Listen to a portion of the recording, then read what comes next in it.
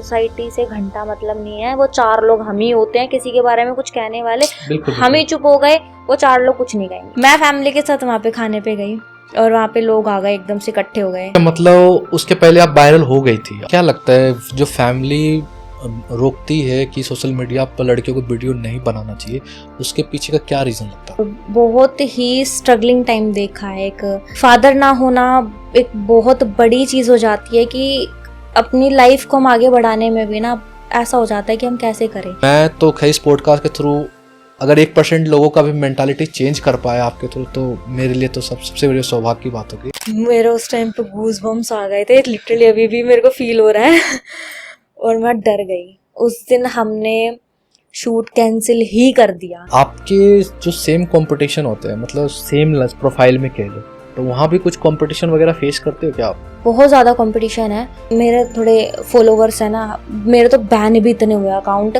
2 लाख होते हैं, बैन हो जाता है। कोई रिपोर्ट कर देता है तो कोई बैन करवा देता है। रीजन? हेट। सबसे पहले तो आपका स्वागत है हमारे एक न्यू पॉडकास्ट में।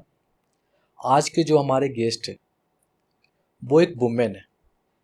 हमारे यहाँ एक स्लोगन है, बेटी बचाओ बेटी पढ़ाओ, लेकिन ये कहीं ना कहीं स्लोगन बन के ही रह गया है, क्योंकि एक्चुअली हमारी सोसाइटी ऐसा सोचती नहीं, ना ही इसके लिए कुछ करती है। हम जजमेंटल होते हैं एक लेडी प्रोफाइल को देख के।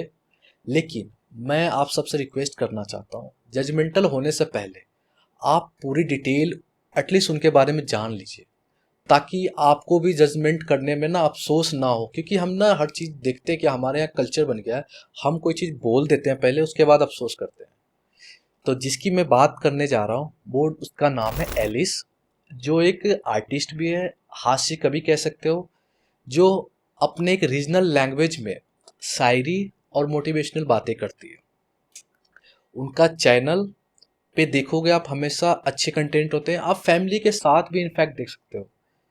उनसे जो मुझे पर्सनली सीखने को मिला, वुमेन एम्पावरमेंट को कैसे अप्रोच करना और कैसे इसको बढ़ावा दे सकते हैं। सबसे बड़ी बात है, उनके पिता नहीं है, लेकिन उन्होंने इन चीज़ को कैसे अपने लाइफ में स्मूथली मतलब लाइफ को जिया है, उससे अच्छा एग्जाम्पल और कुछ नहीं हो सकता। क्योंकि कहते हैं ना, आज हमारे घर में कोई अर्निंग का सोर्स ना हो तो हम कंफ्यूज हो जाते हैं कि करना क्या है, या डिप्रेस हो जाते हैं। लेकिन उस स्टेज में एक वुमेन के लिए, मतलब एक लड़की के लिए अपने आप को संभालना और अपने परिवार को संभालना बहुत हिम्मत की बात होती है दोस्तों। तो मैं आप लोगों से बस यही कहना चाहता हूँ कि जजमेंटल ना हो, किसी को प्रैक्टिकली या तो समझो या जानो उनकी सारी चीज़ों को, उसके बाद आप जजमेंटल हो, चलेगा आपके लिए। लेकिन बिना पूरी स्टोरी जाने आप भी किसी के लिए कमेंट ना करें गलत।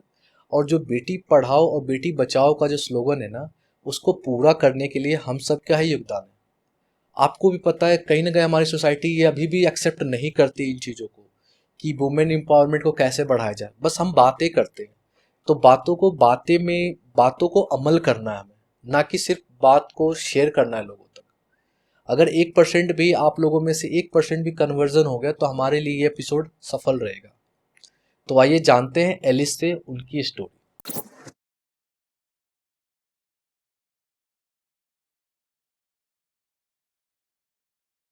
एलिस, आपका स्वागत है हमारे शो PWS में। बहुत बहुत धन्यवाद आपका मुझे बुलाने के लिए। Thank you. और जो आपके बारे में हमारी टीम ने रिसर्च की है, तो मैंने सुना है आप सबसे पहला जो काम करते हो वो राम राम कह के करते हो। हाँ। तो मैं भी चाहता हूँ सबसे पहले तो राम राम आपको। जय श्री राम जय और श्री राम राम। राम जी सब ना। सबसे पहले एलिस आपको कॉन्ग्रेचुलेशंस, थैंक क्योंकि यू। आप खुद मम्मी बनने वाली हो। हाँ। मैं बस ये जानना चाह रहा था कि जो आपके लाइफ में अचीवमेंट लगता है कि रह गया है, तो वो क्या प्रेफर्ड करते हो जो आप इनके थ्रू देखना चाहते हो कि फ्यूचर में मेरा बेबी ये बने? मैं चाहती हूँ कि जैसे मैंने ये फेस किया ना कि एकदम मैंने कुछ भी स्टार्ट करा तो फैमिली ने बोला नो। मैं ना नो नहीं करना चाहती। ये मेरा बच्चा अगर ये कह रहा है ना, अगर लड़का है वो मेकअप भी करना चाहता है, करो। ओके। हाँ, मुझे कोई प्रॉब्लम नहीं है। अगर वो ये कह रहा है ना कि मुझे कुछ भी मतलब कैसी भी एक हेल्दी और मतलब अच्छी वीडियोस, पॉजिटिव वीडियोस या कुछ भी उसको काम करना है ना, उसे पढ़ना है, उसे खेलना है, उसे कुछ नहीं भी करना है ना, तो भी मैं कहूंगी मत कर, मौज ले। ओके, हम मतलब कर रहे हैं, एक फ्रीडम रहेगा फ्रीडम, उसको हाँ। अपनी तरफ से, फुल फ्रीडम। पर उसको इस चीज के संस्कार जरूर होने चाहिए कि ना तो डिसरिस्पेक्ट करे लड़की हाँ, की या बड़े की या छोटे की, किसी की भी, और अपना एंजॉय करे तो अच्छे से करे, किसी को हार्म करके ना करे। ये इसका मतलब ये नहीं कि पूरी आजादी दे दी तो बिल्कुल ही मतलब किसी को मतलब चौधर काटने वाली बात वो नहीं होनी चाहिए, और ना नहीं, मौज अच्छी ले। बात है। मतलब मुझे सच में अच्छा लगता है जब कोई अपने बच्चों के लिए फुल फ्रीडम की बात करता हाँ, है। पर कहीं ना कहीं आपको नहीं लगता है फुल फ्रीडम भी कहीं ना कहीं एक नेगेटिव लाइन पे या लेन पे ले जाता हूँ बच्चों को? ये एक ना डर तो है कि फुल फ्रीडम शायद कहीं बच्चे को बिगाड़ ना दे, बिल्कुल। लेकिन हम अपनी साइड से ना अपने संस्कार दे सकते हैं। अब वो अपने कर्म खुद लिखेगा, जो भी बच्चा होगा, लड़का लड़की, वो अपने कर्म खुद लिखेगा कि मेरे को करना क्या है। अब उसके बीच में ना तो मैं आ सकती ना तो भगवान आ सकता, वो अपने कर्म खुद लिख रहा है फिर। बिल्कुल, कहते हैं ना बच्चा अपना नसीब खुद बना के खुद आता हाँ, है। फ्रीडम ये है कि बच्चों के साथ ना बड़ा प्रेशर होता है पढ़ाई का, पढ़े नहीं तो ये नहीं, ये हो जाएगा वो हो जाएगा, फिर आ जाता है करियर का कि तुम्हें कुछ करके ही दिखाना है। क्यों ही करना है? बच्चा अगर हमारे साथ ठीक रह रहा है, हमारी अगर हमारा बैकअप अच्छा है, बच्चा अगर स्टिल नहीं कुछ करना चाहता, मत करे। चाहे वो छोटा काम करना चाहता है वो कर ले, चाहे बड़ा काम करना चाहता है वो कर ले। पर मैं उसको ना जजमेंटल नहीं करूंगी कि हाँ भाई मैं तेरे को जज कर रही हूँ, या समाज या सोसाइटी को जज कर रही है। सोसाइटी से घंटा मतलब नहीं है, वो चार लोग हम ही होते हैं किसी के बारे में कुछ कहने वाले। बिल्कुल हम ही बिल्कुल। चुप हो गए, वो चार लोग कुछ नहीं कहेंगे। बिल्कुल, कुछ मौज लो बस। मतलब एक एग्जांपल सेट करना चाहते हो कि you are the best mom. Alice जो है एज अ आर्टिस्ट बोलूं या एज अ मॉडल बोलूं या एज अ हास्य कवि बोलूं? आप आर्टिस्ट बोल सकते हैं, क्योंकि जो हास्य कवि कह लें या फिर कलाकार कह लें, जो कॉमेडी वीडियोस हाँ, बनाते हैं, वो एक तरीके से कलाकार ही हैं, क्योंकि वो खुद अपना आउन कंटेंट लेकर आते हैं, लिखते हैं, उसको बोलते हैं, वो आर्टिस्ट है। अभी मैं इस चीज़ पे एक चीज़ क्लियर करना चाहूँगी। अभी चल रहा है इंडस्ट्री में कि जो मॉडलिंग करते हैं ना, जो सॉन्ग्स बनाते हैं, उनको मॉडल बोलते हैं। जो एक्टिंग करते हैं या अपना कोई कंटेंट डालते हैं, अपना कोई चीज़ डाल रहे हैं, कुछ कलाकार हैं, तो उनको आर्टिस्ट बोलते हैं। अभी चल रहा है कि उनको भी आर्टिस्ट बोला जाता है, जो सॉन्ग्स वीडियोस वगैरह करते हैं वो आर्टिस्ट नहीं, मेरी नज़र में, शायद या मैं गलत भी हूँ या सही हूँ ये तो पता नहीं, पर मेरी नज़र में वो मॉडल है। और जो रील्स पे एक्ट करते हैं उसको क्या कहना चाहोगे आप? वो भी मुझे लगता है कि मॉडल ही कह सकते हैं एक तरीके से, क्योंकि एक्टिंग अगर लिपसिंग कर रहे हैं तो वो आर्टिस्ट तो है नहीं। हाँ, क्योंकि मैंने देखा है ना आज की डेट में क्या होता है, लिपसिंग फर्स्ट फेमस होने के लिए मुझे लगता है सबसे इजी प्लेटफॉर्म है। हाँ, और कुछ वॉइस ओवर पे एक्ट कर लेते हैं लोग। हाँ, तो वो रियल लाइफ में क्या लगता है, उनको ग्रोथ मिलती है या ये कुछ दिनों का एक फेम होता है जो अचानक से मिलता है फिर बंद हो जाता है? मेरी नज़र में ये शॉर्ट टाइम फेम है कि रातों रात फेमस हो जाते हैं और कुछ समय तक के लिए फेम इनकी बनी रहती है, फिर कोई नया आता है और उनको से भूल जाते हैं। और एक आर्टिस्ट ऐसा होता है, वो अपनी कला दे के जाता है, अपनी एक छाप छोड़ के जाता है। अगर वो नहीं भी होता उस इंडस्ट्री में, निकल भी जाता है, या फिर कुछ बड़े आर्टिस्ट हैं जो आज की डेट में एक्सपायर भी हो जाते हैं, पर वो अपनी एक छाप छोड़ के रखते हैं। तो ये कह सकते हैं ये शॉर्ट टर्म वाले होते हैं। ये शॉर्ट टर्म है मेरी नज़र में। सोशल मीडिया के बारे में अभी आगे और बात करेंगे। तो मैं एलिस पहले तो ये जानना चाह रहा था, एलिस जो है पढ़ाई में कैसी थी? अपने एलिस स्कूल टाइम में एलिस कैसी थी? स्कूल टाइम में पढ़ाई में मैं एवरेज बच्चों में थी। हाँ, बैठती मैं सेकंड बेंच पे थी, लेकिन बट एक अच्छी बात बता दूं, विकास दिव्य कीर्ति सर जो आईएएस कोचिंग वगैरह चलाते हैं, उन्होंने कहा जो एवरेज बच्चे होते हैं ना वही आगे जाके काम करते हैं और एक्चुअली लाइफ भी जीते हैं। हाँ, तो मुझे अभी तक तो ये फील हो रहा है कि अगर एवरेज जी रहे थे तो आप ओबियसली अच्छे ही होंगे। हाँ, पर कोई नहीं, आप बताएं। स्टिल स्टडी में मैं अभी मैंने कंप्लीट करी है पॉलिटिकल साइंसेस। स्टिल मैंने अभी स्टार्ट कर दिया पीएचडी कर रही हूँ, लेक्चरर की तैयारी कर रही हूँ। तो स्टडी में कह सकते हैं कि मैं बेटर हूँ अभी। पीएचडी करने का कोई खास रीजन आपका? हाँ, स्टार्टिंग से ही मुझे ना टीचिंग लाइन बड़ी अट्रैक्ट करती थी, कि टीचिंग लाइन एक फीमेल के लिए शायद सबसे अच्छी लाइन भी है, एक टीचिंग। तो क्या मेल और वुमेन, अगर या मेल फीमेल भी है क्या, कुछ कैरियर अगर चूज करो तो कुछ ऐसा बैरिगेट है क्या? बैरिगेट तो नहीं होता, हाँ, दोनों मतलब मेल एंड फीमेल हर कोई काम कर सकते हैं। अपनी जो सोसाइटी है, एटमॉस्फेयर है, हरियाणा है ना, और मेनली इंडिया में ये चीज है कि लड़कियों के लिए सबसे सुटेबल और अच्छी टीचिंग लाइन ही मानी जाती है। हाँ, हरियाणा में मुझे लगता है सीटेट ये ज्यादा हाँ, करते हैं, या जेबीटी। तो फिर जेबीटी हो गया और जेबीटी तीसरा आ गया दंगल। दंगल, वो तो फिर स्पोर्ट्स में तो है हाँ, ही। जो फोगाट ब्रदर मतलब sister, sorry Phogat sister, sister हैं, वो सारे देखो दंगल्स में, हाँ, या तो स्पोर्ट्स में निकलेंगे हरियाणा से, या तो टीचर में निकलेंगे। टीचर में निकल पर गई, आप तो आर्टिस्ट में आ गए। आर्टिस्ट में आ गई। मेरे लिए आना भी बहुत मुश्किल था हाँ, एक इस वो लाइन आर्टिस्ट में। कैसे बन गए आप? मैं क्योंकि पढ़ना समझ में आया आपका, एजुकेशन में ठीक हो आप, एवरेज भी हो, बढ़िया भी कर रही हो, अच्छा हाँ, स्पोर्ट्स में भी थे, में भी आप। हाँ, मैं स्पोर्ट्स में भी थी। हरियाणा से है वो, खून में तो मतलब आवेगा। हाँ हाँ हाँ, बिल्कुल बिल्कुल बिल्कुल आएगा। कि मैं सबसे पहले मैंने स्पोर्ट्स में कबड्डी शुरू करी थी। फिर उसके बाद कबड्डी मतलब उतने लेवल पे नहीं है अभी। जो कबड्डी मेरे ख्याल से जब लीग स्टार्ट हुई थी, अब टीवी पे आनी एक्सेंट शुरू हुई आने थी। लग गया, मुझे लग रहा है हरियाणवी अब आपकी। धीरे धीरे आ रहा हाँ है। जी, हाँ जी। मैंने कोई मतलब कोशिश तो करी, मैं हाँ। हिंदी में ही बात चल रहे थे, पर एक एक दो वर्ड फिर भी ना निकल रहा बिल्कुल, है। आप कह रही हैं।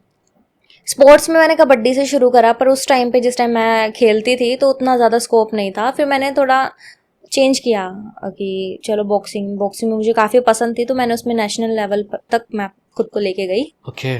फिर मैंने स्पोर्ट्स छोड़ दिया। एक्सीडेंट हो गया था, तो मेरे घुटने पे ज़्यादा लग गई थी। तो उसके बाद फिर डॉक्टर ने मना कर दिया कि आप रहने दो, अब तो स्पोर्ट्स नहीं कर सकते।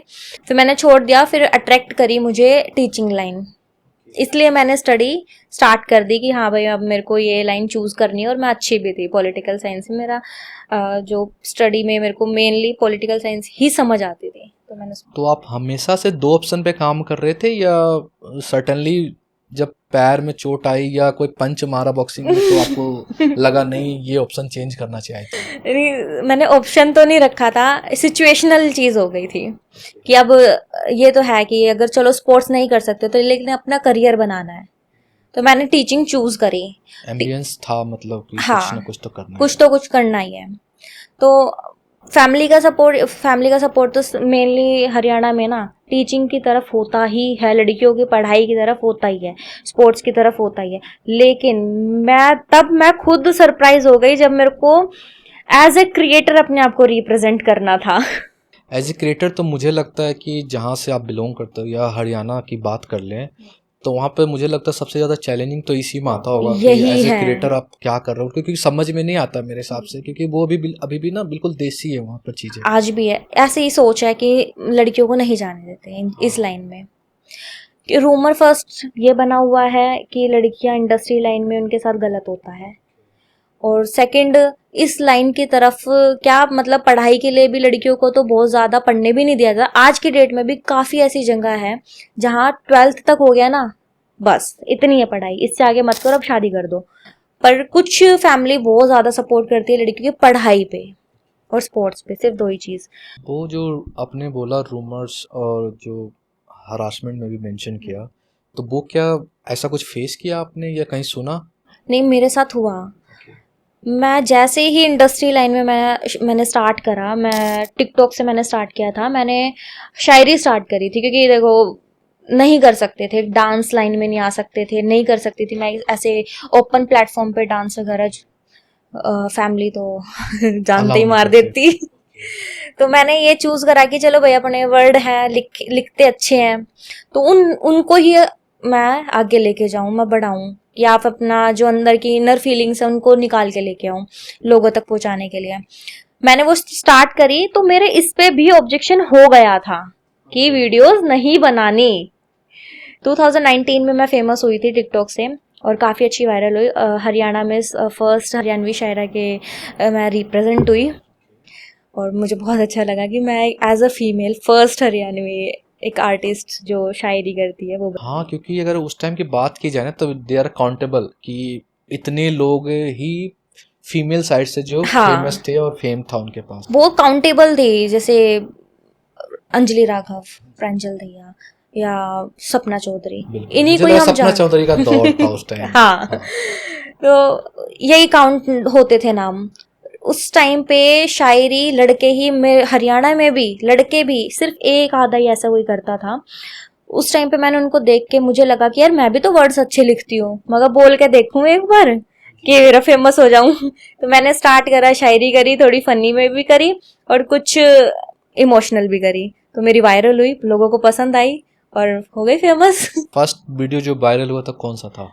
को याद भी नहीं अब तो। फर्स्ट वीडियो भूल गया जो आपको फेम दिया है।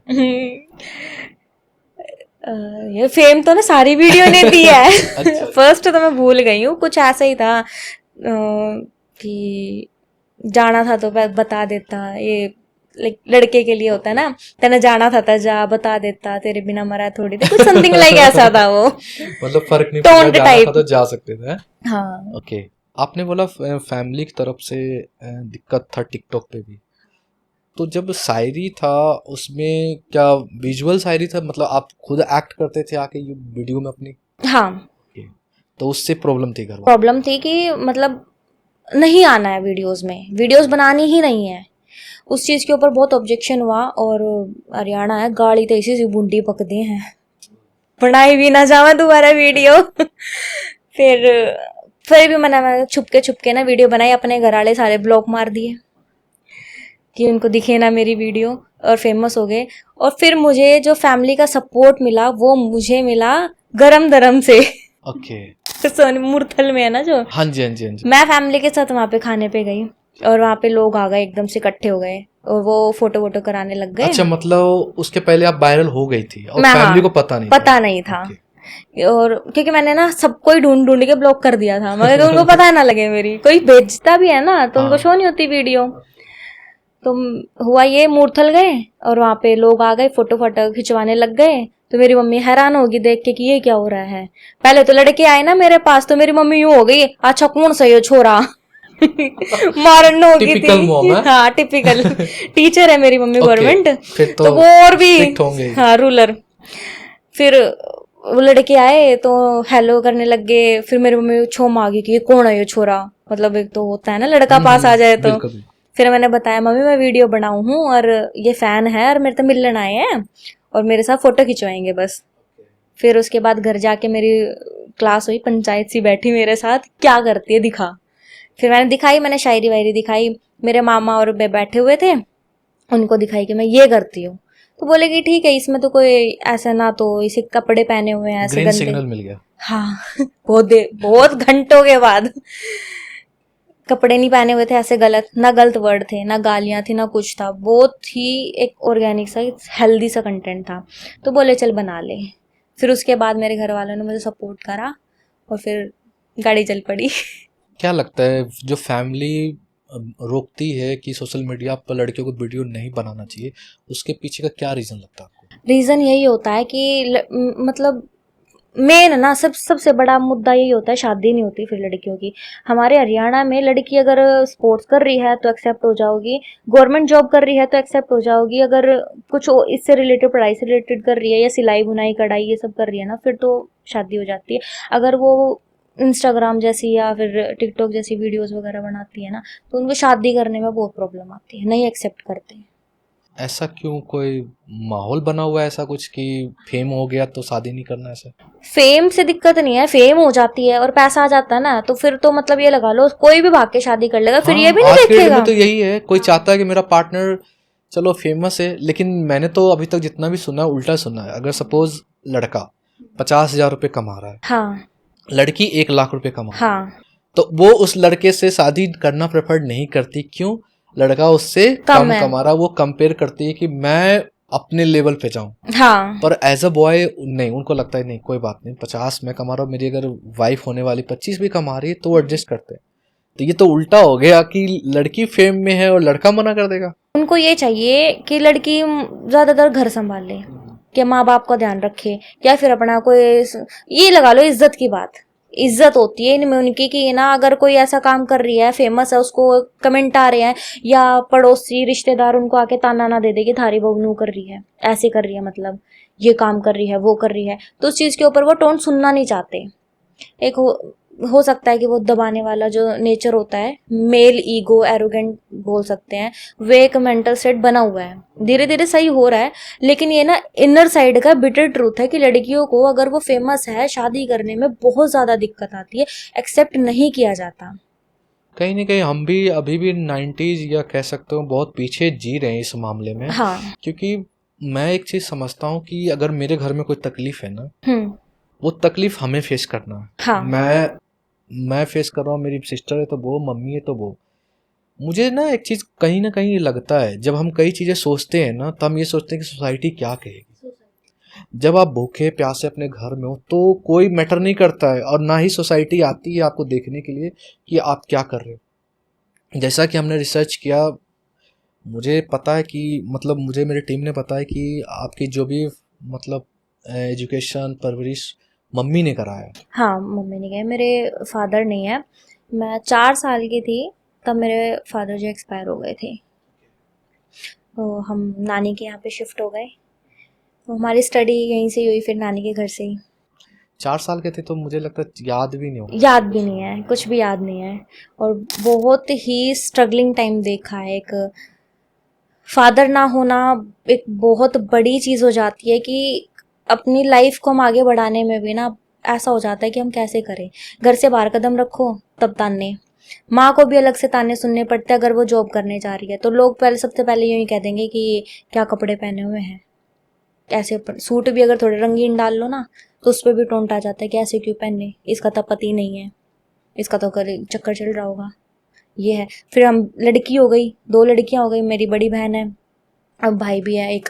पर लड़कियों को देखते ही यूं हो जाता है कि ये तो बिगड़ेंगी, बिना बाप की है तो बिगड़ी उड़ा है। ये जो है ना, ये स्टेटमेंट की बिना बाप की है तो बिगड़ी होंगी, ये बोला जाता है फिर। कहीं ना कहीं वही मैं कह रहा हूँ ना, हमारी मेंटालिटी उस तरह से ग्रो नहीं कर रही है जिस तरह से हाँ। हमें देखना चाहिए कि कोई भी अपने दम पे आगे जा रहा है, और कोई पालने वाला तो है नहीं ऑप्शन में। या तो आप ऐसा सिस्टम बना दो कि जिसके फादर ना हो, उसकी आप परवरिश कर दो, खर्चे कर दो। ऐसा तो कोई सोसाइटी है है नहीं। ही नहीं। और अगर भीख मांगता है तो उसमें भी बोलते हैं कि भीख मांग भीख रहा है। मांग रहे हैं। और कोई मेहनत करके भी कर रहा है, उस पर भी एक क्वेश्चन मार्क जरूर आता है। आता है। कोई नहीं, आप मैं तो खैर इस पॉडकास्ट के थ्रू अगर 1% लोगों का भी मेंटालिटी चेंज कर पाया आपके थ्रू, तो मेरे लिए तो सबसे बड़ी सौभाग्य की बात होगी। जो लोग ऐसा सोचते हैं एटलीस्ट, शायद मे भी इस पॉडकास्ट से उनका थोड़ा क्लियरेंस आ जाए इन चीज़ों पे कि ऐसे हम मेंटालिटी ना सेट करें लोगों को। हाँ, एक कुछ चेंज हो जाए सोसाइटी में कि लड़कियां सही होती हैं, वो पढ़ती भी हैं। अगर इस लाइन में भी आ रही हैं तो उसका मतलब ये नहीं कि वो गलत हो या उसको एक्सेप्टेबल लड़की नहीं होती है एक सोसाइटी के लिए। सारे काम कर सकती है, हर तरीके के काम कर सकती है लड़की, किसी भी लाइन में चली जाए, चाहे स्टडी हो, स्पोर्ट्स हो, या अपनी इंडस्ट्री लाइन हो।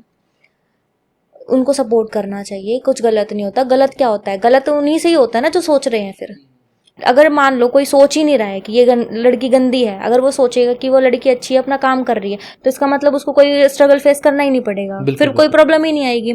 मैं यूं कहीं जा रही हूँ, कोई मेरे को ऐसे घूर के ना देखे या टेढ़ी नजर से ना देखे, मेरे लिए कमेंट ना करे, मेरे लिए बहुत आसान है काम करना। मुझे लगता है कहीं ना कहीं ये चीज़ तो अभी भी अभी है। फेस कर रही लड़कियां, जैसा आपने एक्सपीरियंस बताया मुझे। ये तो बहुत होती है। वो देखते ही मतलब उल्टी नजर से है कि ये तो गलत है। अगर ये इंडस्ट्री लाइन में है तो इसका मतलब ये कैरेक्टरलेस है। सीधा पॉइंट ऑफ आता है कैरेक्टर के ऊपर कि ये कैरेक्टरलेस है।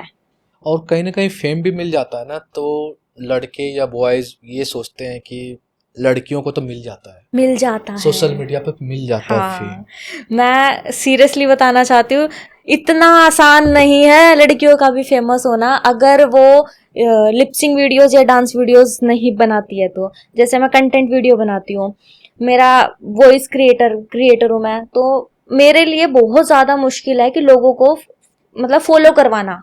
वो मुझे क्यों फॉलो करेंगे जब मेरी सिर्फ ओनली कंटेंट है? तो आजकल क्या चल रहा है, लोगों को चाहिए मसाला सा, बिल्कुल या तो बिल्कुल बॉडी दिखे, या तो हार्श लैंग्वेज दिखे, बिल्कुल बिल्कुल है। या फिर कुछ इस तरीके का उनको मसाला चाहिए कि हाँ भाई वाह तो नू है, बात करने की चुगली चाहिए। हाँ, इसीलिए शायद ओटीटी के ज़माने में अब तो वैसे भी सेंसर नहीं लगता कई चीज़ों पे। हाँ। तो ओपनली लैंग्वेज भी है, तो लोगों को बड़ा इंटरेस्ट आता है उन चीज़ों। और लैंग्वेज में मेरे को याद आया, मेरे को ना सबसे ज़्यादा घटिया लोग वो लगते हैं हरियाणा में। मैं हरियाणा क्या, मैं सबको ही बोलूँगी, पूरे इंडिया में लगा लो या हर जगह लगा लो। लड़की अगर सिंगल डांस वाली वीडियोस बना रही है ना तो वो है गंदी, लेकिन वही पर्सन अपनी वीडियोस में इतनी माँ बहन की गालियां दे के ये बोलता है वो लड़की ऐसी है, गाली दे दी, वो लड़की डांस करती है, फिर गाली दे दी। अरे अब माँ बाप कहाँ गए, देखने वाले समाज कहाँ गया, अब कहाँ गाली चली गई। ये गंदी लैंग्वेज नहीं है। हरियाणा की लैंग्वेज ना खड़ी बोली से जानी जाती है, बिल्कुल है, ना कि गंदी बोली से। बिल्कुल। अगर किसी को समझाना है या कोई गलत कर रहा है ना, उसको अपनी लैंग्वेज में हरियाणवी यूज कर रहे हो ना, तो उसको अच्छे से समझाओ, बिना गालियों के साथ, सभ्यता के साथ समझाओ। पर अगर वो समझाते कैसे हैं, फलानी नू है, डिकड़ी नू है, वो ऐसे करती है, वो वैसे करती है, तो वह बेकार है। मतलब जजमेंट कर देंगे, कोर्ट का ऑर्डर भी वेट नहीं करेंगे कि हाँ भाई कोर्ट भी अपना कुछ ऑर्डर दे, वो अपना लिखित में करके सिग्नेचर मार के या लड़की है खराब, ये जजमेंट पास कर देते हैं। वेट नहीं करते, बस पास हो गया, उन्होंने बोल दिया तो हो गया। वायलेंस का मुझे ना कहीं ये लगता है, जैसे मुझे एक छोटा सा एग्जांपल समझ होता है। एक छोटा बच्चा है, हाँ। घर में एक छोटा बेबी है, उसको ना कुछ नहीं पता होता मम्मी कौन है, पापा कौन है। जो इंट्रोड्यूस करते हैं हम कि ये मम्मी है, ये तेरे चाचा है, ये ताऊ है, मामा है, मामी है, फर्स्ट इंट्रोड्यूस करते हैं, वो इतनी चीजें सीखता है। बोले हाँ। वो सीखता कहाँ से चीजें? जो हम घर में वायलेंस करते हैं, हम गाली देते हैं या कुछ भी करते हैं, वो छोटे छोटे बच्चे ने कैप्चर करते हैं, और इसी को ना आप जनरेशन वाइज आगे ले जा सकते हो। अगर मैं एक छोटा सा बात करूं, मतलब एक ट्रैफिक रूल्स की, स्कूल के टाइम में कई लोगों को देखोगे ना, आप बिना हेलमेट के ड्राइव करेंगे। अब जो बच्चे रेगुलर देख रहे हैं उनको कि नहीं, हेलमेट की साइज जरूरी नहीं होगी इसलिए अंकल ने पहना नहीं। हाँ। वो एक ना हैबिट में है, और वो अपने कहीं ना कहीं दिमाग में बिठा लेता है ये चीज कि मैं भी जब स्कूल जाऊंगा बिना हेलमेट के जाऊंगा और चलाऊंगा। तो मुझे क्या लगता है, जब एक जनरेशन कोई चीज चेंज करेगा ना, जब हम आज अगर चेंज करते हैं तो ये 40 साल बाद चीजें सही हो सकती है, 50 साल बाद चीजें, क्योंकि लोग दिखना बंद कर देंगे ना, बिना हेलमेट के दिखना बंद कर देंगे, तो लोगों को ऑटोमेटिक समझ में आता है कि ये जो चीज है ना, ये सेफ्टी के लिए है और ये मैंडेट है कि पहनना है। वही चीज वायलेंस का जो आपने बताया ना, कि लोग सर्टिफिकेट फ्री में बांट देते हैं। हाँ। अच्छी चीजों का कोई सर्टिफिकेट नहीं बांटता कि नहीं चलो इनके फादर नहीं है तो हम एज अ मेंटोर, बेटा कोई जरूरत हो तो बताना। ऐसे टाइम में कोई क्रिटिसाइज नहीं आएगा, कोई हेल्पिंग के लिए नहीं आएगा। लेकिन जब क्रिटिसाइज की बात आएगी तब जरूर आ जाएंगे, इनके तो माँ बाप नहीं है, अपने मन से ये कुछ भी करते हैं, कहने वाला नहीं है कुछ। आप एटलीस्ट जब कमी बता रहे हो ना किसी को, तो मैं कहता हूँ उसको ना आप बताओ कि भाई बेटा ये काम है, ये तुम मत कर। वो मानेगा अगला बंदा। हाँ। लेकिन बनने लायक गार्जियन तो बन जाओ आप। हाँ। एनीवे कोई नहीं, ये मुझे लगा एक्चुअली बोलना चाहिए था इसलिए मैंने बोला। नहीं, ये आपने बहुत ही अच्छी बात बताई है कि वही ये जजमेंट पास कर देते क्योंकि उन्होंने वो चीज़ देखी है। हाँ। वही है, अभी हमारे साथ क्या होता है कि हम वीडियोस बनाने लग गए, कोई भी नई लड़की आती है ना, उसके वो फेमस हो गई, जैसे ही उसके फेमस होते ही उसके मिलियंस में व्यूज आ गए, फॉलोअर्स हो गए, लड़की हो गई खराब। ये क्या होता है, एक कोई लड़का है, मैं जैसे मेरे साथ कोई बैठा, उसने मेरे से बात करी, मैंने उससे हंस के बात कर ली, अब वो जाएगा 4 दोस्तों में बताएगा फलानी तो मेरे साथ बात कर रही थी और वह तो सेट हो गई। ये लड़कों सुधर जाओ, मुझे क्या लगता है, खैर सुधार तो अपने आप से करें, तो खैर हमें तो अपने आप में सुधार करनी चाहिए ताकि लोग खुद भी इन चीज़ों को समझें कि ये जो चीज़ें कर रहे हैं गलत। वो कहते हैं ना, हरियाणा के बाहर बसों में या ज़्यादातर स्टेट में देखोगे ना, बसों पे लिखा होता है बेटी बचाओ बेटी पढ़ाओ। मुझे क्या लगता है ना, बच्चों को, बेटे को पढ़ाओ। हाँ, उसको समझाओ। हाँ, उसको समझाओ, रिस्पेक्ट कैसे करनी है। हाँ, नहीं समझे तो 2-4 झापड़ भी लगाओ। हाँ। ताकि वो सही से एक्चुअली समझ जाए। हाँ। क्योंकि ना कहीं ना ये लड़के ना कूल समझने लग गए कि कुछ बोलो ऐसा चीज, लड़कियों को एम्बैरस कर दो।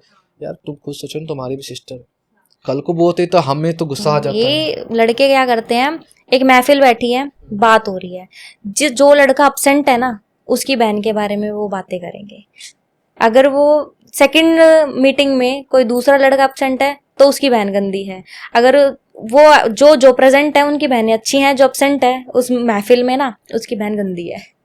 अब मतलब ये भी नहीं सोचते कि यारी दोस्ती भाईचारा बोलते हैं, तो हम उनकी बहनों के बारे में हम गलत क्यों बोले। चलो अगर मान लो तुम्हें गलत लगती भी है तो कम से कम अपने ग्रुप में तो उसको अच्छा बोलो कि ना भाई हमारी बहन तो अच्छी है, हमारी सिस्टर तो अच्छी है, अगर मेरे दोस्त की बहन है तो वो अच्छी है, हमारे तई तो अच्छी है, दुनिया की तई चाहे किसी हो। सिंपल।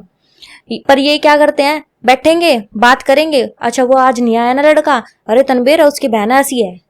अरे फिर तुम खुद ही अगर अपनी बहनों को आपस में बदनाम करोगे तो फिर तो पूरा गांव बदनाम हो जाएगा। जबकि मेरे हिसाब से हम उस कल्चर से आते हैं कि एक गांव हमारी फैमिली होती है। हाँ। पूरा गांव एक फैमिली फैमिली होता है, होती है। चाचा ताऊ, हम इस तरह से इंट्रोड्यूस करते हैं हमने हाँ। अपने आप को। फिर भी वहां पर है, ठीक है, कुछ एक दो के चक्कर में हम सब बदनाम होते हैं। सब बदनाम हो जाते हैं। एनीवे कोई नहीं, तो एलिस आगे की बात करते हैं। कुछ मुझे लगता है ये काफी सैड और एक्चुअल फैक्ट पे भी बात हो गई हमारी। हाँ। कुछ अपने बारे में बताओ जो आपको लगा कि ये वाला यादगार पल है मेरे लिए, क्योंकि मैं अच्छी बात, पॉजिटिव बात करना चाहता हूँ। मैं नहीं चाहता हूँ कि Positive- आप और परेशान हो या पॉजिटिव तो नहीं, आपने बोला ना कुछ यादगार है, मेरे को हाँ। तो नेगेटिव याद आ गया एक। प्लीज बताएं फिर। मेरे को एक मेरा किस्सा हुआ था हॉरर सा। हॉरर? हाँ। लड़कियों के साथ हॉरर मेरे साथ कनेक्शन में है। ये मेरी सिस्टर भी है ना, हाँ। वो भी हॉरर बुक्स या हॉरर चीजें देखना पसंद करती है। पर प्लीज आप बताएं अपनी स्टोरी। मेरे साथ बड़ा ही एक वाहियात सा कह लो, मैं डर गई थी, ऐसा सिचुएशन हुई मेरे साथ एक। मैं गई थी मनाली में शूट। बिफोर यू स्टार्ट, हम लोगों को तो डरना नहीं है ना? नहीं। ठीक है। मैं बच के आ गई, आप सब भी बचे हो। पर प्लीज कैरी हो। मनाली में थे हम, शूट के लिए गए थे। मैं अकेली थी रूम में। हम पहुंचे थे शायद 2 बजे रूम पे अपने। 2 बजे पहुंचे तो लड़के थे साथ में, तो ऑब्वियस बात है नहीं, साथ में तो नहीं एडजस्ट कर सकते। मैं एक आर्टिस्ट हूँ तो मेरे को तो थोड़ा चाहिए स्पेस। लड़के साइड वाले रूम में सो रहे थे, मैं अकेली उस रूम में थी। मैं कहा 2 या 3 घंटे की बात है, अपना आराम करके फिर तो शूट पे जाना ही है। जैसे ही मैंने आंख अपनी बंद करी, सोई मैं, तो लिटरली मुझे फील होता है कि किसी ने मेरे मुंह से चादर खींची। फिल्मी सा सीन हो गया थोड़ा। Okay. पर मैं उठी ना तो वो लिटरली चादर हटी ही हुई थी मेरे चेहरे से। मैं इंटेंशनली, मैं कह नहीं यार ये मेरा वहम होगा, क्योंकि पहली बार हुआ। मैं कह यार सो रही हूँ, हट गई होगी। सेकंड में इंटेंशनली मैंने वो चादर ऊपर डाली और मुझे ऐसा लगा सपने के अंदर कि मेरी चादर किसी ने खींची। फिर मैं उठी। मैं कह यार इस बार तो मैं फाइनली मैं खुद श्योर हूँ कि मैंने चादर डाली थी और सपने में ये चीज सपने में हो रही है, और मैं बीच में असलियत में उठ भी रही हूँ चेक करने के लिए। मैं उठी तो वो चादर हटी हुई मेरे मुंह से। मैं डर गई, बहुत ज्यादा डर गई। मैंने फिर मैं साइड वाले रूम से अपने जो फ्रेंड्स हैं, नोन टू हैं, उनको बुला के लेके हनुमान चालीसा नहीं पढ़ा आपने? उस टाइम कुछ याद नहीं आता भाई। वो ऑब्वियसली जब स्कैर्ड होते हैं तो कहाँ दे। हाँ, मैं भाग के गई, मैं उनको बुला के लाई कि मुझे कुछ ऐसा फील हो रहा है या मेरा वहम भी हो सकता है, बट तुम में से कोई एक जना यहीं बैठ जाओ या सो जाओ। फिर वो सोफे पे सो गए, मैं भी सो गई। फिर डर थोड़ा कम लगा क्योंकि रूम में है कोई। मैं जैसे ही सोई, मेरे को आंख लगी, नींद आई। नींद में मुझे लगा कि बेड के नीचे कुछ है, ये सपना है, हकीकत नहीं, ये सपना था कि बेड के नीचे कुछ है। और फिर मैं ना सपने के अंदर नीचे देख रही हूँ। फिर मैं कॉन्शियस हुई थोड़ी सी, मैं उठी। अब ये हकीकत थी। मैंने सोचा, मैं यार ये तो मैं सपने में देख रही थी, चल एक बार मैं देख ही लेती हूँ बेड के नीचे कुछ है तो नहीं। मैंने बहुत ज्यादा हिम्मत करके, मैं उस टाइम मेरे पसीने भी आ गए थे, जनवरी की बात है और मुझे पसीने आ रहे हैं वहां पे। मनाली ऊपर से जनवरी का महीना। हाँ। और मैंने हिम्मत करके बेड के नीचे देखा तो कुछ नहीं था। मैं कहा यार ये मेरा वहम है, ये सब मेरे को ऐसे, मैं डर रही हूँ, कुछ नहीं है, सो जा आराम से। मैंने अपना वही मन में चैंटिंग्स करी कुछ और मैं सो गई। सोते हुए फिर से मुझे महसूस हुआ कि बेड के नीचे कुछ है, और मैं सो रही हूँ। नींद में मैं चिल्ला रही हूँ कि को क्यों डरा रहा है मेरे को, मुझे पता है तुम में से कोई होगा, दोस्तों में से, मगर मुझे मत डराओ ये चीज़। और जैसे ही मैं एक झटके के साथ उठी, एक होता है कि अगर हम किसी पे चिल्लाते हैं तेज तो एक झंझनाहट फील होती है गले में, महसूस होता है और कि हम नींद में चिल्लाएं। शायद हम बोल भी नहीं पाते। हाँ, नींद में बोल नहीं पाते, दब जाते हैं। मैं जब उठी और मेरा गला इतना तेज दर्द कर रहा है कि मैं वो लिटरली मैं हकीकत में चिल्लाई हूँ उतना तेज कि इसीलिए वजह से मेरा गला दर्द कर रहा है। और मेरा गला दर्द कर रहा था उस टाइम पे, और वो झंझनाहट मुझे महसूस हो रही थी कि मैं किसी पे चिल्लाई हूँ। और फिर जब ये चीजें मेरे साथ पूरी रात होती रही, कभी कुछ हो रहा है, कभी कुछ हो रहा है, कुछ आवाज आ रही है, और फिर मैं नहीं सो पाई। और सेम चीज मेरे फ्रेंड के साथ हुई जो उस टाइम पे रूम में था लड़का सोफे पे। वो चीजें उसको जो मेरे साथ हुई है उसको भी सेम चीजें सपने के अंदर महसूस हुई उस रूम में। Okay. फिर जब हम सुबह डिस्कस करने लगे कि ये चीज हुई है, कि फिर हमने दूसरे से पूछा कि तुम्हारे साथ कुछ हुआ क्या, बोले नहीं। मैं कहा हम दोनों के साथ हुआ है, जो मैं थी और सोफे पे लड़का सो रहा था उसको महसूस हुआ। मैं कि इस रूम में क्या था फिर ऐसा। हमें लगा कि चल भाई छोड़, ये सब वहम होगा, सपना होगा, कि वही है, उस चीज को हाँ हटाना तो है ही, चीज़ भूलनी तो है ही। हम फिर ऐसे ही मतलब सोचते सुबह पेमेंट कर रहे थे अपने रूम्स वगैरह की। मैंने ऐसे ही वहाँ होटल वाले लड़के से मैंने पूछ लिया कि भैया कुछ यहाँ पे ऐसा कुछ होता है क्या। जब मैंने उसको पूरी स्टोरी बताई ना कि भैया ये चीज़ें हुई है और मुझे सपने में ये दिखाई कि कोई लड़का था वो यहाँ से कूद गया। अच्छा, रात को आपने किसी होटल स्टाफ से बात नहीं की? नहीं करी इस बारे में, क्योंकि मगर 3-4 बज रहे हैं, क्या किससे बात करें। सुबह मॉर्निंग में 6 बजे, 6-6:30 बजे करीब, और जब मैंने बात करी ना उस लड़के से कि मुझे सपने में ये दिखा कि कोई लड़का यहाँ था इस रूम में और वो ऐसे छत पे से कूद गया, ये मुझे सपने में दिखा और मेरे साथ कुछ इस तरीके की घटना हुई है, ऐसे चिल्लाना और चद्दर हटना या चीज़ों का महसूस होना। तब उसने मुझे बताया कि इस रूम में ये चीज़ें हो चुकी हैं। मेरे उस टाइम पे गूज बम्स आ गए थे, लिटरली अभी भी मेरे को फील हो रहा है। और मैं डर गई। उस दिन हमने शूट कैंसिल ही कर दिया क्योंकि वो दिमाग से वो किस्सा जा ही नहीं रहा था कि ये चीज़ें जो मेरे साथ हुई वो हकीकत थी। ओके, और वो शूट किससे रिलेटेड था? सॉन्ग शूट था हमारा। मुझे लगा हॉरर शूट का ही शूट नहीं। होगा जिसकी वजह से आपका माइंड कॉन्शियस हुआ और ये सब चीजें आई होंगी। हाँ, और फिर उसके बाद हमने सिर्फ एक ही फैसला करा कि यहाँ से निकलो, भागो पहले। भागो। ओके। फिर आने के बाद वही मंदिर मंदिर गए, अपना झाड़ा वगैरह लगवाया कि कुछ दिक्कत तो नहीं है, कहीं साथी आ जाए, पीछे आ गया हो। सब सेफ है, किसी को कुछ नहीं हुआ और आ गए हम घर पे। सबसे अच्छी बात तो यही है कि सब सेफ है। तो ये तो चलो एक डरावनी स्टोरी हो गई। कुछ अच्छे मोमेंट में भी है कुछ ऐसा कि नहीं ये वाला मोमेंट हर किसी के पास, मतलब हर किसी के लाइफ में होना भी चाहिए, ऐसा भी कुछ मोमेंट है आपके पास जो लगता है बताना चाहिए? ऐसा मोमेंट तो नहीं है, नेचुरल लाइफ चली है मेरी जो सब एंजॉय करते हैं। इंटरेस्टिंग स्टोरी है ना, आप एज अ बॉक्सर भी रह हाँ। चुकी हो, स्पोर्ट्स में आप कबड्डी हाँ, कबड्डी में भी रह चुके हो आप, हास्य, और मेरे हिसाब से आप शूट की बात कर रही हो तो कहीं पे रियलिटी शो था, ये कैसे था ये वाला जो शूट आप मेंशन कर रहे थे? शूट सॉन्ग का हुआ है मेरा एक। Okay, song का। बापू करके सॉन्ग है जो मैंने, हाँ, मेरे लिए प्राउड की बात थी उस टाइम पे। मैंने मैंने सॉन्ग जो है करना चाहा था और मेरा हुआ था जोगिंदर कुंडू सर के साथ में, जो हरियाणा के सबसे बड़े लेजेंड में कह सकते हैं। और मूवीज में भी वो काफ़ी मूवीज में भी काम कर चुके हैं, आमिर खान के साथ भी कर चुके हैं। उनके साथ मेरा पहला शूट हुआ सॉन्ग का और मैं बहुत प्राउड फील कर रही थी उस टाइम पे। सॉन्ग का नाम अगर बता पाओ? बापू। अच्छा, बापू ही बापू नाम ही है नाम song था, का। फादर से रिलेट करके सॉन्ग था। और सेकंड मेरे को अपॉर्चुनिटी मिली थी सबसे हमारे हरियाणा के कॉमेडियन आर्टिस्ट सबसे बड़े ललित शौकीन सर के साथ। एक्चुअली मैं और मेरी वाइफ भी उनके स्टोरी कभी कभी देखते हाँ। रहते, वो देखती है ना तो मैं देखता हूँ चाट। ये तो बहुत फेमस है, बहुत, मतलब उनको बच्चा बूढ़ा सब जानते हैं। मतलब उनके जो वीडियोस है ना इतनी हेल्दी है कि कहीं भी बैठ के आराम से देख सकते हो। उसमें कोई ना तो नेगेटिविटी होती ना डबल मीनिंग होता, कुछ नहीं होता। सिर्फ एक हरियाणा की जो रीत रिवाज लगा लो या बातें लगा लो, जो नेचुरल लाइफ लगा लो, उसको रिप्रेजेंट करके इतनी कॉमेडी वीडियो बना देते हैं। ललित शौकीन बाहर रहते हैं या इंडिया में रहते हैं? अभी बाहर ही रहते हैं, यूएसए। ओके, क्योंकि जो हमने उनका ब्लॉग्स वगैरह देखा था ना, मे बी यूएस का ही था। यूएसए वो जंगल में कैंपेन वगैरह ये सब कुछ कर रहे थे, तो वो मैं और मेरी वाइफ देख रहे थे वो चीज़। इंडिया आते रहते हैं वो हर 2-3 महीने में। तो कह सकते हैं वहाँ के नंबर 1 हास्य कवि में ललित शौकीन आ सकते हैं। हाँ, कह सकते हैं। आर्टिस्ट बड़े इनके साथ कॉमेडियन कितना आर्टिस्ट। काम किया होगा आपने, मतलब क्या सीखा इनसे आपने? मैंने जब बना, मैं पहले शेर व शायरिया करती थी, हालांकि मैं शेर व शायरिया में उस टाइम पे थोड़ा सा फनी कर लेती थी। मुझे अपने आप को निखारने में हेल्प हुई कि मुझे ये खुद रियलाइज हुआ, खुद पता लगा कि मैं ऐसी वीडियोस भी बना सकती हूँ जो प्रॉपर कॉमेडी है। बिल्कुल।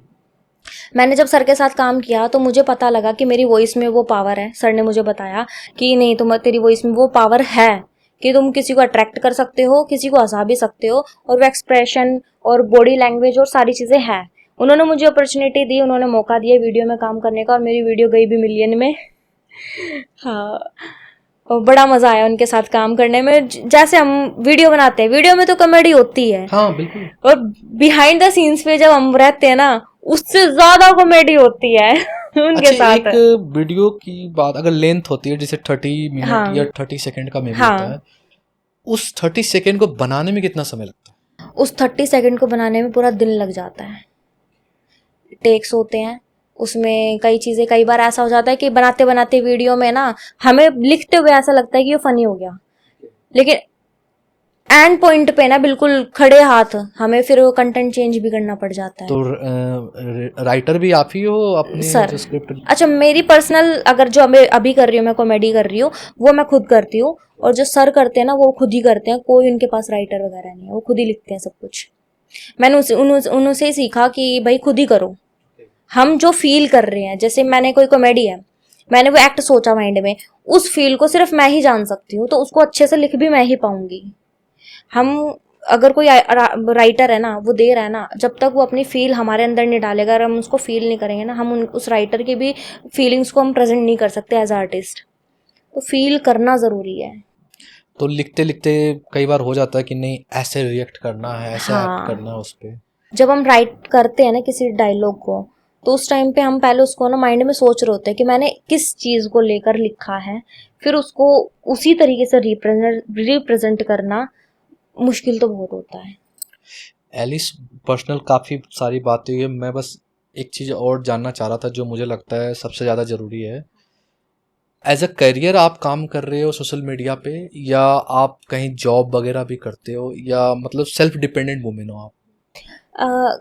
मेरा पैशन है वीडियोस बनाना, शौक है ये मेरा। और ऐसा है कि अगर मैं कहीं जॉब भी करती होती ना, तो मैं वीडियोस तो बिल्कुल बनाती, मैं ये नहीं छोड़ सकती, वीडियोस बनाना नहीं छोड़ सकती। ओके, तो अभी आप कहीं जॉब भी करते हैं या ये फुल टाइम आप सोशल मीडिया पे ही हो? दिस टाइम मैं फुल टाइम मैं वीडियोस ही कर रही हूँ तो मतलब इंडस्ट्री आप में। अपने लिए एक एम्प्लॉयमेंट क्रिएट कर रखे हो आप। तो कुछ ब्रांड्स के साथ कोलेब्रेशन है, अगर कुछ बता पाओ कुछ ब्रांड्स के साथ अगर हो तो? अभी तो मैंने नहीं करी है, लेकिन आज से 3-4 साल पहले जब मैंने टिकटॉक स्टार्ट किया था, उस टाइम पे मैंने कुछ ब्रांड्स के साथ किया था। मैं अभी उनका, मैं शायद नाम मेरे को नहीं लेना चाहूँगी।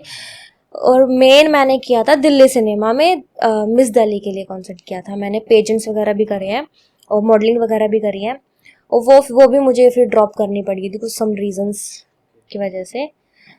हो जाता है वही, मोलेस्टेशन एक्सेट्रा, एंड कई चीज़ें ऐसी थी जो मुझे ड्रॉप करना पड़ा। वो मेरा पैशन भी नहीं था, बस मैं इसलिए कर रही थी कि मैं अपने आप को ग्रूम कर सकूँ, इन्हेंस कर सकूँ, और अपने आप को एक एक होता है ना अचीव, हाँ हाँ। अचीवमेंट कुछ एक और मैं हासिल कर सकूँ। जैसे मैंने स्पोर्ट्स में हासिल किया है, मैं एज अ क्रिएटर मैंने हासिल किया, और स्टडी में मैं अपना PhD कंप्लीट करने वाली हूँ।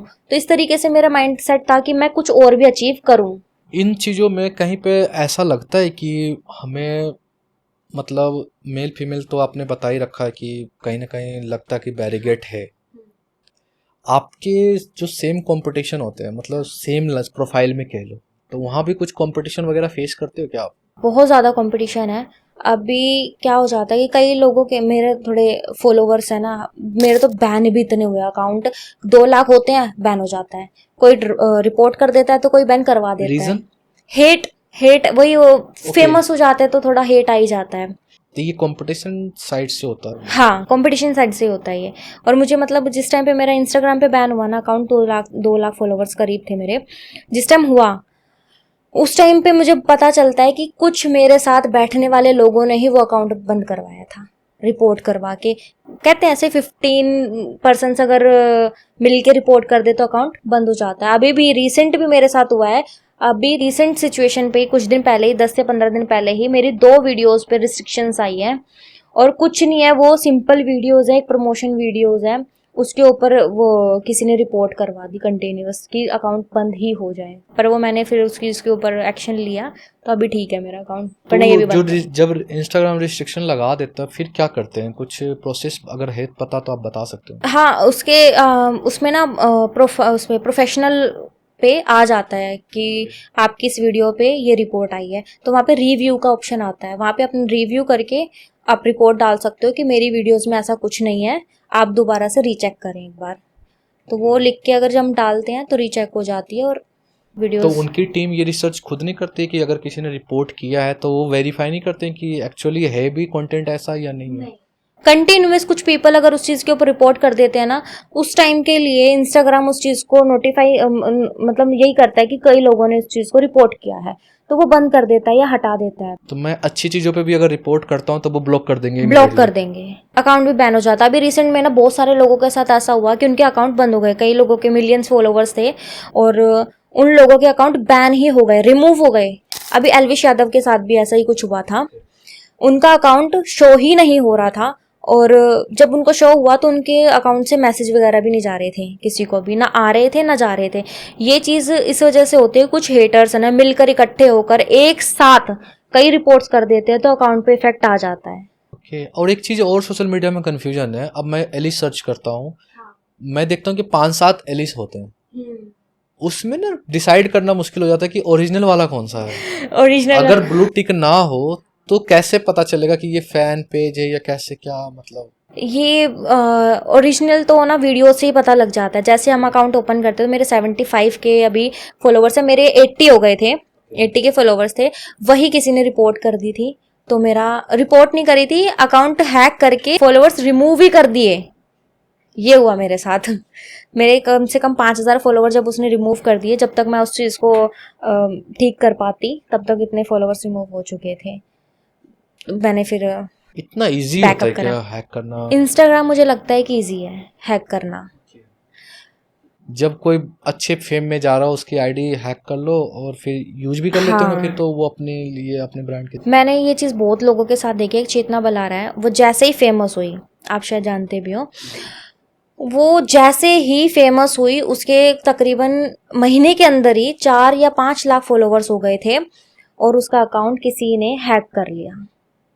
और ऐसे ही ये चीज़ें बहुत सारे जो मेरे साथ के जो हैं उनके साथ हुआ है, आर्टिस्ट जो है ना मेरे साथ के, उनके साथ बहुत लोगों के साथ ये चीज़ हुई कि जैसे ही फेमस होते हैं कोई हेटर आता है वो हैक करवा लेता है। और इंस्टाग्राम बहुत इजीली हैक भी हो जाता है, मुझे ऐसा लगता है कि बहुत इजीली हैक हो जाता है। अगर कुछ इंस्टाग्राम देता है, 2 फैक्टर ऑथेंटिकेशन वगैरह कुछ देता है, उससे मुझे लगता है कि कम ही फ़र्क पड़ता है, इतना ज़्यादा सिक्योरिटी आती नहीं है। तो मेरा नेक्स्ट क्वेश्चन ये है एलिस कि सोशल मीडिया से जो इनकम के सोर्स होते हैं वो किस तरह से होते हैं, मतलब कैसे आप इनकम जनरेट करते हो आप? इंस्टाग्राम पे डायरेक्ट इंस्टाग्राम तो हाँ पे नहीं करता है, ये आउट ऑफ इंडिया में है ये चीज़, यूएसए वगैरह में है कि इंस्टाग्राम जैसे यूट्यूब पे व्यूज़ के अकॉर्डिंग हमें पैसे मिलते हैं ना, यूट्यूब पे ऐसा होता है। पर ये चीज़ इंडिया में नहीं है अभी। अभी मोनेटाइजेशन ऑप्शन आया है इंस्टाग्राम पे, आउट ऑफ इंडिया अभी मोनेटाइज हो चुका है और उनको पैसे भी आते हैं। लेकिन अगर इंडिया में बात करें, हम अपने पैसे कैसे जनरेट करते हैं इंस्टाग्राम से, वो चीज़ है प्रमोशन, कोलैबोरेशन। कुछ ब्रांड या कुछ जगहों पर इवेंट्स होते हैं और कुछ रील की जो प्रोडक्शंस हैं, कुछ प्रोडक्शंस होती हैं वो हमें हायर करती हैं, हमसे वीडियो पे रील्स बनवाती हैं। सॉन्ग हो सकता है या किसी चीज़ की प्रमोशन हो सकती है, या जैसे अभी गेमिंग्स ऐप्स वगैरह हैं उनकी प्रमोशन हो जाती हैं, वो हमें पैसे देते हैं। हम एक स्टोरी या एक पोस्ट या एक कोलैब, हर चीज़ के अलग पैसे करते हैं, या इनका कॉम्बो भी होता है, उस चीज़ पे पैसे हमें मिलते हैं। मेन जो सबसे ज़्यादा बड़ा पॉइंट हो जाता है, हम जैसे मैं आउन वॉइस क्रिएटर हूँ तो हमें मिलते हैं, जैसे शायरी के जो प्लेटफॉर्म्स होते हैं वहाँ हम जाते हैं तो हमें as a chief guest invite किया जाता है और एज अ चीफ गेस्ट जो हम अपना पे रखते हैं वो हमें मिलता है। और कुछ इवेंट्स होते हैं, अगर कोई अपनी शॉप ओपन कर रहा है या अपना कुछ भी का बिजनेस ओपन कर रहा है तो अपने बिजनेस को हाईलाइट करने के लिए वो कुछ क्रिएटर्स को इन्वाइट करते हैं, वो हमें फिर पैसे देते हैं क्योंकि हम उनके प्रमोशन कर रहे हैं वहां जाकर। अगर बात की जाए कि इनकम कितनी हम अर्न कर लेते हैं, अगर फेस वैल्यू है, व्यूज अच्छे आ रहे हैं और आपका अकाउंट एंगेजमेंट अच्छी है, तो तकरीबन महीने के अगर हम पकड़ के चले तो 1 लाख हो जाता है। ओके, लाख रुपए मतलब एक कमा सकता है कमा सकते सिर्फ हैं इंस्टाग्राम से? सिर्फ इंस्टाग्राम से, ओके। अगर उनको इवेंट्स प्रॉपर मिल रहे हैं तो। अगर इवेंट्स प्रॉपर नहीं मिल रहे हैं तो सिर्फ कोलैब, प्रमोशन, इन चीज़ों के थोड़े कम पैसे हो जाते हैं। पर हाँ, इंस्टाग्राम से पैसा आता है। ओके, तो कुछ अपनी तरफ से सजेशन देना चाहते हो, स्पेशली लड़कियां और लड़कों दोनों को स्पेशल कुछ सजेस्ट देना चाहते हो? हाँ, मेनली मैं ये चीज़ कहूँगी कि कुछ लोग क्या करते हैं, अपने चैनल्स को या अपने अकाउंट्स को बढ़ाने के लिए ना कुछ कंपनी या कुछ लोगों के थ्रू ना अपने प्रमोशंस करवाते हैं, फॉलोवर्स बढ़वाने के लिए या ऑर्गेनिक फॉलो करने के लिए। वो क्या करते हैं, अपने फॉलोवर्स तो बढ़वा लेते हैं लेकिन वो ना फ्रीज फॉलोवर्स होते हैं, वो एक टाइम के लिए आपको फॉलो करेंगे, आपके फॉलोअर्स बढ़ गए, ऑर्गेनिक है, दिखेंगे भी, शो भी होंगे, सारी चीज अच्छी है, लेकिन वो आपकी वीडियोस नेक्स्ट टाइम के लिए ना तो वो लाइक करते हैं, ना आपको वो उसको शेयर करेंगे, ना आपकी एंगेजमेंट बढ़ेगी, वो एकदम से आपका अकाउंट बिल्कुल फ्रीज हो जाएगा। बस एक पुश होता है कि पुश हुआ, चीज आपकी चली, आपको लगेगा कि मेरा अकाउंट तो बढ़ गया, मैंने पैसे लगाए थे, मैंने इससे प्रमोशन करवाई थी, पर वो एक बहुत छोटे टाइम के लिए और आपका अकाउंट बिल्कुल बर्बाद हो जाता अच्छा, मतलब लॉन्ग टाइम वो नहीं सरवाइव कर पाएंगे, क्योंकि मे भी जितना पैसा जाता होगा उनके पास वो उस टाइम तक क्लिक करते होंगे, अदरवाइज और नहीं हो बल्कि जाता। मैं तो ये कहती हूँ करवाना ही नहीं चाहिए, ऑर्गेनिक अपने बढ़ाओ, खुद के कंटेंट से बढ़ाओ। अगर मान लो मैं अपनी वीडियो बना रही हूँ, मेरी वीडियो से अट्रैक्ट होकर कोई इंसान मुझे फॉलो कर रहा है, वो मेरी वीडियो देखेगा भी, अगली बार लाइक भी करेगा, मेरी वीडियो का वेट भी करेगा, शेयर भी करेगा, रिलेट भी करेगा अपने फ्रेंडों से, उसका जो दोस्त होंगे वो भी उसको देखेंगे, वो भी फॉलो करेंगे, ये नेचुरल। मतलब मार्केट में एक अपना एक यूनिक स्टाइल बनाना चाहिए जो कुछ ट्रेंडिंग से अलग हो, हाँ। और एक अपने पर्सनालिटी पे ध्यान देना चाहिए ताकि ज़्यादा से ज़्यादा लोग पसंद करें और देखें और आए आपके चैनल पे। थोड़ा सा प्रॉब्लम आती है एक चीज़ में कि अगर जो क्रिएटर्स है ना, उनको प्रॉब्लम आती है, क्योंकि क्रिएटर्स जो होते हैं, चाहे वो लड़का हो चाहे वो लड़की हो, क्रिएटर्स को फॉलो ज़्यादा नहीं करते, उनके वीडियोस पे आप कभी भी देखना व्यूज बहुत अच्छे आते हैं। ऐसे अंडरग्राउंड स्टार्स मैंने देखे हैं, क्रिएटर्स देखे हैं, जिनके ना वीडियोस इतनी मिलियन में गई है और उनके फॉलोअर्स होते हैं 10,000 12,000, और उनकी वीडियोस जा रखी हैं मिलियन में, उनको फॉलो नहीं किया जाता, क्योंकि लोग शायद वो देखना चाहते हैं कि डांस करती हुई एक लड़की, हाँ, लड़का है वो एक फ्लोंटी, या अपनी रिच लाइफ, या फिर अपना गैंग सिस्टम हैंग, ओके। ये देखना चाहते हैं। तो ऐसे लोगों से इन्फ्लुएंस होकर लोग उनको ज़्यादा फॉलो करते हैं, क्योंकि वो जो कपड़े पहन रहा है, वो जो गाड़ी खरीद रहा है, या जो वो जूते पहन रहा है, वो उस चीज़ को कॉपी करते हैं।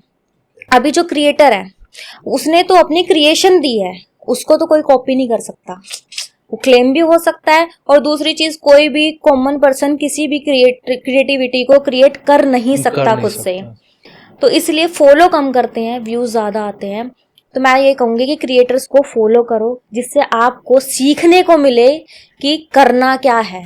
एक्चुअली क्रेडिट देना चाहिए उनको, हाँ, जिनके क्रेडिट वीडियो से देना आपको चाहिए। कुछ भी सीखने को मिल रहा है। और बड़ी चीज एक मेरे को वाहियात लगती है, हम जैसे कि किसी के लाख फॉलोवर है, उसने कोई क्रिएटिविटी करके अपना डायलॉग या शायरी या कुछ भी XYZ उसने डाला, क्रिएशन उसकी है, अभी मिलियन वाले फॉलोवर को वो पसंद आ गया, उसकी वीडियोस तो चली, लेकिन उसको फॉलो किसी ने नहीं किया।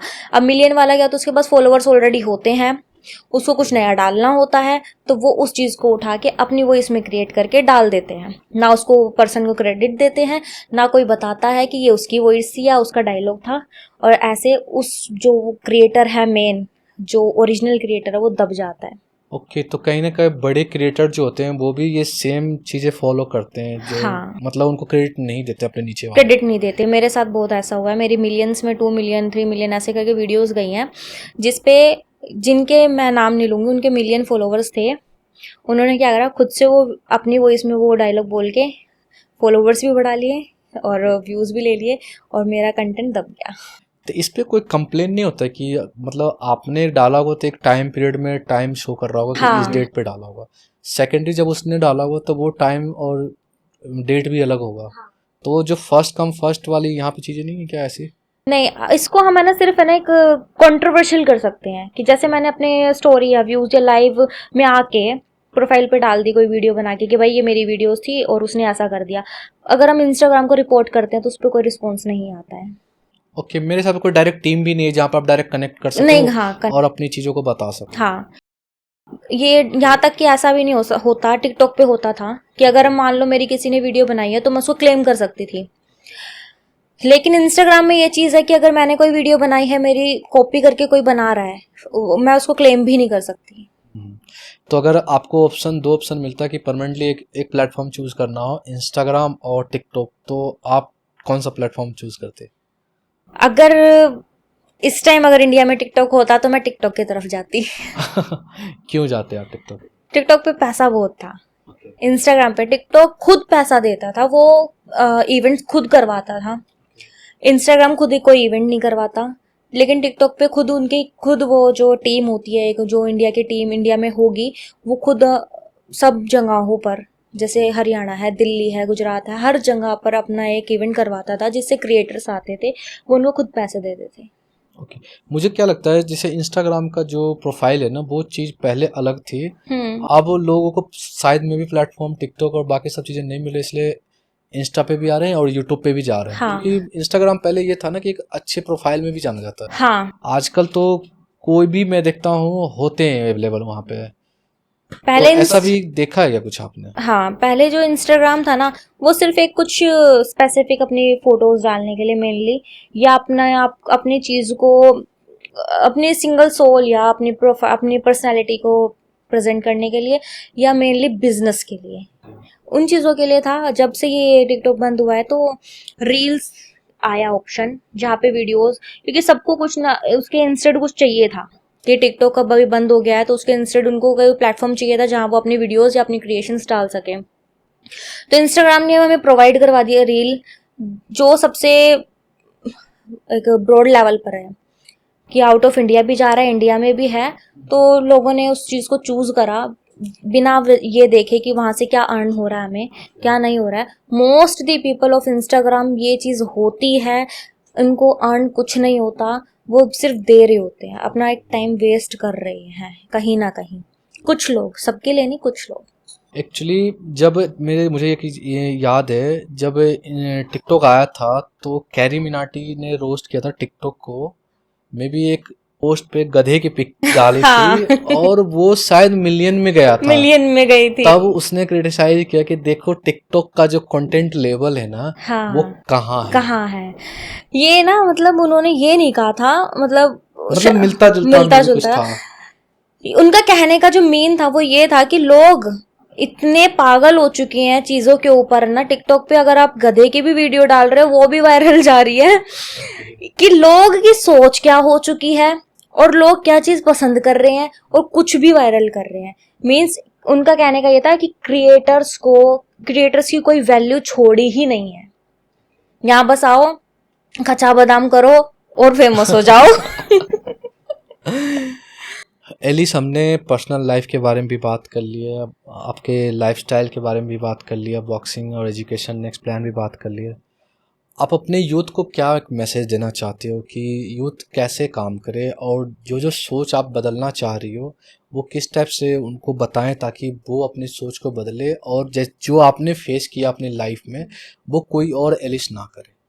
हाँ, मैं सबको एक बात बोलूंगी कि अगर आप में एक स्पार्क है कि आप करना चाहते हो और आप कर सकते हो, तो ना पेशेंसली, बहुत अपने अंदर ना पेशेंस रखना पड़ता है। मैं खुद 2.5 साल बाद मेरी वीडियो एक वायरल हुई है, उससे मेरे को फेम मिली। पेशेंस रखो, अगर आपके अंदर स्पार्क है, आपको पता आपका कंटेंट काम करेगा, तो उसको कंटिन्यूटी के साथ डालते रहो, कंटिन्यूटी बनाए रखो, उसमें कुछ ना कुछ इम्प्रूव करते रहो, तो आपकी वीडियोस भी एक दिन वायरल होगी और आप भी एक दिन फेमस हो जाओगे।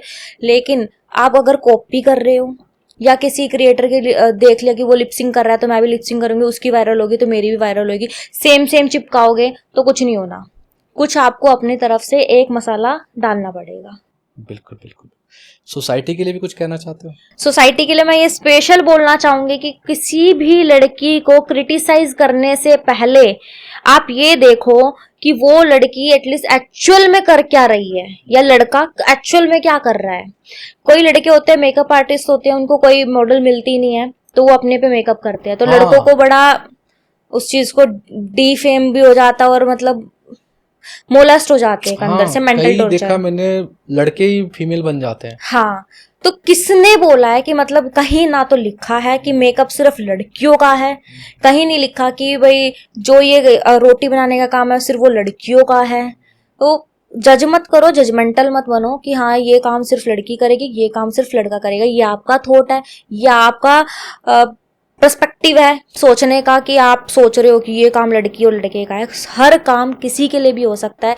किसी भी लड़के को, किसी भी लड़की को कुछ भी काम करने की आज़ादी है और किसी भी तरीके से रहने की आज़ादी है। उसको जज मत करो और उसकी लाइफ बर्बाद मत करो। ना तो तुम उसको रोटी देने जा रहे हो और ना तो उसका घर बसाने जा रहे हो, तो उसको बर्बाद करने में अपने कर्मों पे थप्पड़ मत मारो। सीधी बात। एलिस, मेरा क्वेश्चन नेक्स्ट ये था कि मैंने मतलब आपका देखा काफ़ी सारे इमोशंस हैं आपके अंदर और सारी चीज़ें मैंने बात की, तो मुझे जो एक चीज़ फील हो रहा था, कहीं आपको अपने पापा की कमी महसूस हुई क्या ऐसे सिनारियों में या ऐसे सोसाइटी में मेरे पापा होते तो मैं कुछ अलग कर पाती आज, या और बेटर कर पाती कुछ? एक ऐसा मेरी लाइफ में एक फेज़ आया था जहाँ मैं वीडियोस मैंने बनाई और लोगों ने प्यार देना शुरू करा ना। जब प्यार मिलता है ना, साथ में ना हेट अपने आप आता है, क्रिटिसिज्म आता है। जब वो आया क्रिटिसिज्म ना, तो मेरी फैमिली में मदर है वो बिल्कुल टूट गई, क्योंकि एक फादर का जो सपोर्ट होता है ना, बेटा तू जा मैं खड़ा, वो वाला सपोर्ट मुझे नहीं मिल पाया। मुझे लगता है कि फादर का होना एक लड़की के लिए इतना स्ट्रोंग हो जाता है, just like be a backbone. फिर वो बैकबोन मुझे खुद बनाने में बहुत हिम्मत लगी, और मतलब ऐसा फेज आ गया था कि टूट गए थे बिल्कुल बिखरने। अब मैं किसी सहारे से, मतलब मैं, मेरे पास कोई सहारा नहीं है, कोई उठा दे मुझे या मेरे को कम से कम इमोशनल सपोर्ट दे दे, बैकबोन बन जाए, वो कुछ नहीं था। मेरे को लगता है ना, एक लड़की के लिए, या वैसे तो लड़के के लिए भी, पर लड़के थोड़े से मैन होते हैं, थोड़ा होता है। लड़की, अगर लड़की है ना, तो उसके लिए फादर का होना उतना ही ज़रूरी है जितना हमारे लिए ना खाना या पीना ज़रूरी है। मुझे आज भी कहीं ना कहीं अपने फादर की कमी महसूस हो जाती है कि वो होते तो शायद मुझे उन सिचुएशन से बहुत आसानी से निकाल लाते, जिन सिचुएशंस को मैंने मरते मरते रो रो कर निकाला है, कि वो डर खत्म हो जाता है। बिल्कुल बिल्कुल, कहीं ना कहीं ये होता है ना, कहते हैं ना, पिता अपनी बेटी से ज़्यादा लगाव रहता है, या पिता का बेटी से ज़्यादा लगाव होता है। तो वो वाला मोमेंट तो ऑब्वियसली हम लोग नहीं फेस कर सकते कि क्या मोमेंट है, ऐसा क्यों फील होता है, क्योंकि सिचुएशन ही ऐसी हो जाती है, कुछ क्रिएट हो जाती है। तो भाई वगैरह इन सब ने कभी सपोर्ट किया, या मम्मी ने आपको स्टैंडिंग ली इन सब सिचुएशन, जब भी ऐसा कुछ सिचुएशन आपने मतलब फेस किया हो? मदर सपोर्ट करती है। मदर एक ना लेवल पे, एक लेवल पे ही सपोर्ट कर पाती है। एक मदर का अलग एक उनकी रोल अदा करती है, एक फादर एक अलग ही रोल अदा कर देता है। मेरी मदर है ना, सपोर्ट तो करती है कि बेटा तुम करो, ये सपोर्ट तो मिल गया, लेकिन उस करने के पीछे जो उस हेट है ना, जो कंधे पे हाथ आता है ना, कि बेटा मैं हूं, तू क्यों डर रही है, या तू कर अपना काम, मैं हूं यहाँ सब कुछ झेलने के लिए, वो नहीं मिला। बस वो रह गया। अगर वो मिलता तो शायद आज और भी बड़ा प्लेटफॉर्म मैं गेन कर सकती थी। बिल्कुल बिल्कुल। जिस लेवल पर मैं आज खड़ी हूँ ना, मैं चाहती थी कि उससे भी और ऊपर जाऊं। उसको उस तक पहुंचने के लिए मेरे को खुद ही वो हिम्मत बनानी पड़ रही है, जो एक बाप खुद बना कर देता है। बिल्कुल, मैं ये खुद समझ सकता हूँ एक्चुअली। ये कहने की के लिए हम लोग कह भी देते हैं ये चीज़ें कि हम समझ सकते हैं, लेकिन आप, हम या मैं या कोई भी हो, उतना ही समझता जितना हम समझने की कोशिश कर सकते हैं। लेकिन जो रियलिटी आपने फेस किया हो, मैं टचवुड मैं भी चाहूँगा कि ऐसा कोई फेस ना करे। एटलीस्ट जाने से पहले एक मेरा रिक्वेस्ट है कि एटलीस्ट 2 लाइन हमारे लिए कुछ भी, आप आपका जो फेवरेट, मतलब one of the favourite list में हो, प्लीज़ शेयर करके जाएं। जरूर। अभी एक सब यूथ हैं, बिल्कुल हमें यूथ देख रहे हैं, मैं खुद अभी यूथ में हूँ। बिल्कुल बिल्कुल। तो एक बड़ी प्यारी सी जो लाइन्स है मेरी, कुछ मेरी फेवरेट है, मैं वो सुनाती हूँ और शायद लोग रिलेट भी करेंगे। कि यूँ तो उसकी बातों से उसकी मोहब्बत रूहानी थी, इसी बातों की तो मैं दीवानी थी। यूँ तो उसकी बातों से उसकी मोहब्बत रूहानी थी, इन्हीं बातों की तो मैं उसकी दीवानी थी। ब्याह कर लेकर जाएगा एक दिन मुझे, ये उसी की जुबानी थी। ब्याह कर लेकर जाएगा मुझे, ये उसी की जुबानी थी। अरे ये घूंघट के पीछे चेहरा मेरा तो नहीं है, अच्छा आज सुहाग की रात है खुदा इसकी भी मोहब्बत जिस्मानी थी। रियली मतलब एक शेयर के लिए, जो कहते हैं ना, एक आर्टिस्ट जो सोचता है ना, वो खूब ही लगता है ऐसा ना, बिल्कुल सेम आपने सिचुएशन क्रिएट कर दिया। Really I am the hats off you, और कॉन्ग्रेचुलेशन आपका नेक्स्ट जर्नी के लिए। मैं चाहता हूँ खूब आगे बढ़ो आप, और आपसे जितनी भी लड़कियाँ रिलेट करती हैं वो एटलीस्ट आपसे बहुत कुछ सीखे, और हम लोग भी अपने ऊपर अप्लाई करेंगे। हिम्मत, सबसे ज़्यादा जो मुझे लगा इस वीडियो में, जो मुझे सीखने को मिला, वो हिम्मत थी। तो वो हिम्मत को ज़रूर मैं आगे बढ़ाने की कोशिश करूँगा, और कोशिश करूँगा कि आपको दुनिया में हर कोई जाने और अप्रिशिएट करे। Thank you so much.